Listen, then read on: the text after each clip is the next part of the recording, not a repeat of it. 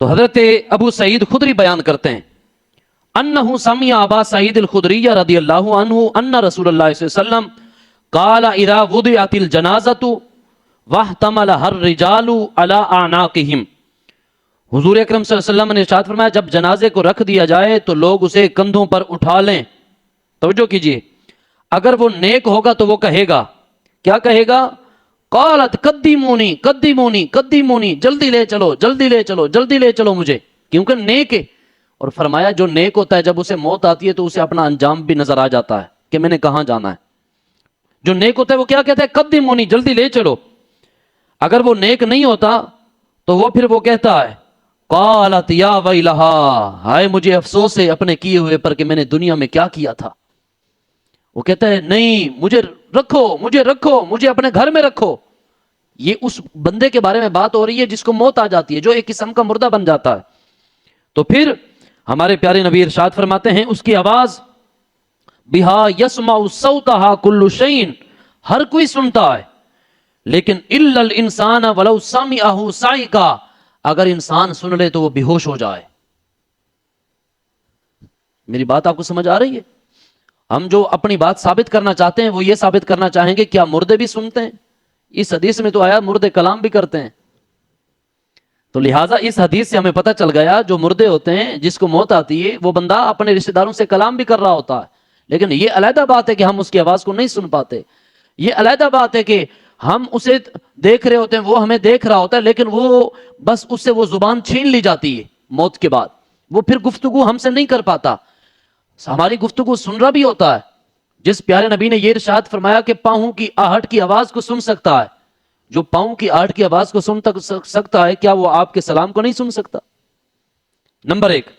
Number دو، دوسری حدیث مبارکہ ان انس رضی اللہ تعالی عنہ ان النبی صلی اللہ علیہ وسلم قال العبد اذا وضع في قبره وتولي وذهب اصحابه، حضرت انس بیان فرماتے ہیں جب بندہ مومن کو قبر میں دفن کیا جاتا ہے اس کے منہ اس کے ساتھی اس کے منہ کو قبلہ کی طرف کر کے چلے جاتے ہیں، تو فرمایا انه ليسمع قرع نعالهم، جب وہ اس کے رشتہ دار اس کا منہ اس کی طرف کر کے چلے جاتے ہیں قبر کو بند کر کے، تو فرمایا قرع نعالهم، وہ جب جا رہے ہوتے ہیں تو ان کی جوتوں کی آہٹ کو وہ سنتا ہے.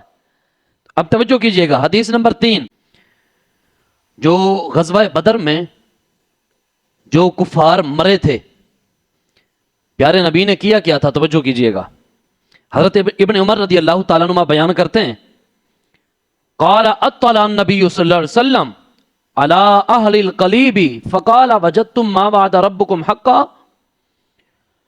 جب پیارے نبی پاک صلی اللہ علیہ وسلم نے غزوہ بدر کے دن اس کے بعد جب وہ گڑھے بنے ہوئے تھے اور جن کے اندر وہ کفار، کہیں عتبہ پڑا تھا کہیں شیبہ پڑا تھا کہیں ابو جہل پڑا تھا، وہ سارے جب لعین مردود مرے ہوئے تھے تو پیارے نبی پاک صلی اللہ علیہ وسلم سنیے توجہ کیجیے، فرمایا فقال وجدتم ما وعد ربکم حقا،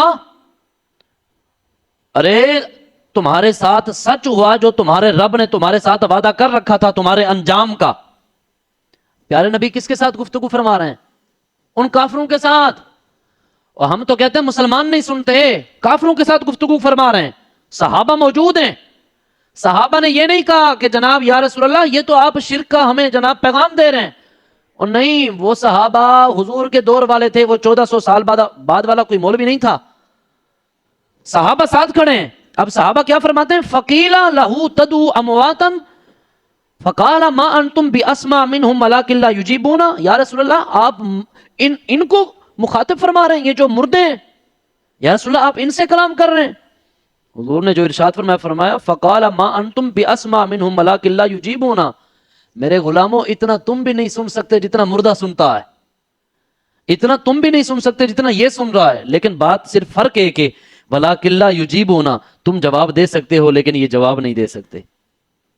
گفتگو وہ کرنا چاہتے ہیں لیکن کر نہیں سکتے.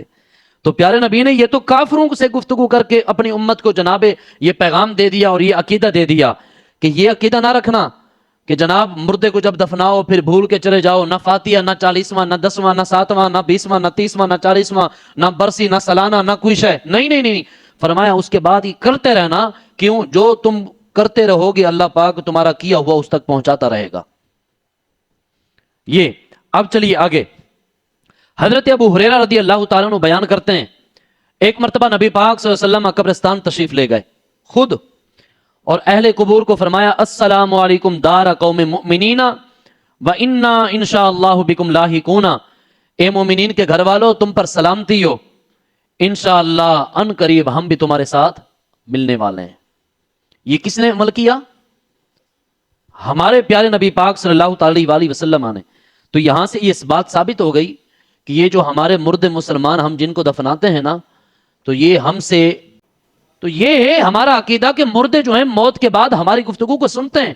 آگے چلیے، سلیمان بن بریدہ یہ اپنے والد سے روایت کرتے ہیں کہ رسول اللہ صلی اللہ علیہ وسلم مسلمانوں کو تعلیم دے رہے تھے کہ جب تم قبرستان جاؤ تو یوں کہو کہ السلام علیکم یا اہل الدیار من المؤمنین والمسلمین وإنا انشاء اللہ بکم لاحقون، سلام ہو تم پر اے مسلمانوں کے گھر والوں، انشاءاللہ ان قریب ہم تمہارے ساتھ ملنے والے ہیں، اور تم ہمارے بالکل سامنے پیش رو رہو، ہم تمہارے پیچھے ہیں اور تم سے اپنی معافی کا سوال بھی کرتے ہیں۔ یہ پیارے نبی امت کو درس دے رہے ہیں کہ جب قبرستان جایا کرو تو سب سے شارع علیہ السلام پیارے نبی، اگر ایسا ہوتا کہ مردے دفنانے کے بعد گفتگو نہیں سنتے یا آپ کا ثواب ان تک نہیں پہنچتا تو پیارے نبی یہ کبھی عمل نہ کرتے۔ آپ یہ کر کے بتا رہے ہیں لوگوں، یہ ہوتا ہے۔ حضرت علی رضی اللہ تعالیٰ عنہ کے بارے میں آتا ہے کہ آپ فرماتے ہیں جب آپ قبرستان داخل ہوتے تو آپ بھی سب سے پہلے سلام کیا کرتے تھے، السلام علیکم السلام علی من فی ہذہ الدیار من المؤمنین، اے مسلمانوں کے گھر والوں تم پر سلامتی ہو۔ یہ سلامتی کی دعا ہے۔ تو اب جو کہیں نا قبر پہ دعا مانگنا جائز نہیں، تو اسے یہ پیارے نبی کے عمل جو آپ نے کیا تو اس کے بارے میں کیا کرے گا وہ؟ ان حدیثوں کو کہاں لے جائے گا؟ تو فلہذا ہمارا جو عقیدہ ہے الحمدللہ وہی عقیدہ ہے جو ہمارے پیارے نبی ہمیں دے کر گئے۔ ہمارا عقیدہ وہی عقیدہ ہے جو حضرت ابوبکر صدیق کا عقیدہ تھا، ہمارا عقیدہ وہی عقیدہ ہے جو حضرت عمر فاروق کا تھا۔ یہ حدیث مبارکہ آخری آپ کے سامنے پیش کر رہا ہوں۔ مصنف عبدالرزاق کی محمد بن ابراہیم التیمی بیان کرتے ہیں نبی پاک صلی اللہ علیہ وسلم سال کی ابتدا میں شہدائے احد کے مزارات پہ قبروں پہ جاتے تھے، بس آپ فرماتے تھے تم پر سلامتی ہو، تم پر سلامتی ہو، تم پر سلامتی ہو۔ کیوں؟ کہ شہدائے احد والوں تم نے صبر کیا۔ اور فرماتے ہیں کہ حضرت ابوبکر، حضرت عمر، حضرت عثمان یہ تینوں بھی اس طرح ہوتے تھے، اور جب صدیق اکبر کا دور آیا آپ ہر سال شہدائے احد کے قبرستان جاتے تھے، جا کے ان کو سلام کرتے تھے اور ان کے لیے دعا کرتے تھے۔ یہ سارا عمل آپ کو بتانا یہ مقصود ہے کہ ہمارا الحمدللہ سچا عقیدہ ہے۔ ایسی بات نہیں کہ ہم کسی کی ایک حدیث یا کسی سے جھوٹی روایت سن کے ہم جناب گمراہ ہو جائیں، ہماری نسل جوان بھائی بیٹا ہمارا ختم ہو جائے اپنے عقیدے سے پھر جائے، نہیں، ہمارا عقیدہ الحمدللہ وہی عقیدہ ہے جو حضور پیارے نبی ہمیں دے کے گئے اور صحابہ کرام کا عقیدہ تھا۔ آخری بات اس اپنے موقف پہ کرنے لگا ہوں، جب عام مردہ ہو کے، عام مردہ وہ ہماری جوتوں کی آہٹ کو سن سکتا ہے، یار جو بندہ یہ کہے کہ پیارے نبی یہاں سے درود نہیں سنتے، کتنا گھٹیا بندہ ہے، کتنا گھٹیا بندہ ہے۔ عام مردہ ہمارے جناب جوتوں کی آہٹ کو سن سکتا ہے، کیا پیارے نبی اپنے روضہ انور میں رہ کر اپنے غلام کا درود نہیں سن سکتے؟ بڑی بات ہے یار، بڑی بات ہے۔ ہم اگر یہاں پڑھتے ہیں نا الصلاۃ والسلام علیک یا رسول اللہ، ہم یہاں سے پڑھیں وہ وہاں پر سنیں۔